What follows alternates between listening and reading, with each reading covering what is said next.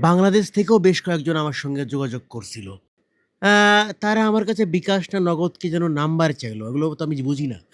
তারা আমাকে বলল যে আমাকে ঘুষ খেতে দেবে যদি পেনাল্টি মিস করি। ঘুষ খেতে কেমন?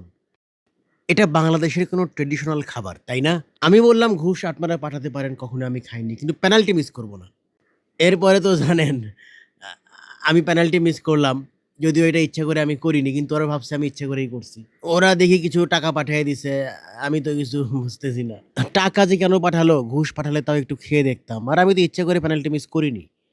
আমার কাছে ওরা ওদের ছবিও পাঠিয়েছে, হলুদ জার্সি পরা। মনে হয় ব্রাজিল-টাজিল সাপোর্ট করে। আমার ধারণা। সে যাই হোক, ওরা যে টাকা পাঠাইছে সেটা কিছুটা কম। রেফারি আমার কাছ থেকে আরো কিছু টাকা পায়। ওদেরকে আমি বলব যে সুইজারল্যান্ডের ম্যাচের আগে কিছু টাকা পাঠান আরো, আর ঘুষও দিয়েন। বাকি রাখবেন না আপনারা।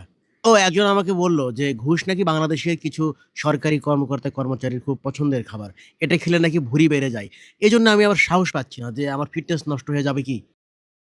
এতে নিশ্চয়ই সুগার, ফ্যাট এগুলো আছে। আ সে যাই হোক, টাকাতে তো সুগারও নাই, ফ্যাটও থাকে না। তো যাই হোক, আপনারা টাকা দিয়েন, তারপরে দেখি সুইজারল্যান্ডের সাথে পরের ম্যাচে কি করা যায় সেটা দেখা যাবে। আর আমি বুঝি না বাংলাদেশের ব্রাজিল সাপোর্টার যারা আছে তারা এত টাকা কোথায় পায়?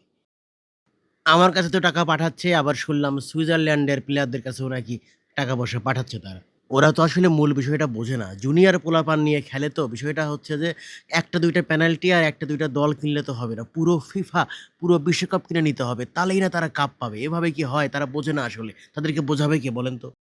চিন্তা ভাবনাই আসলে ন্যারো।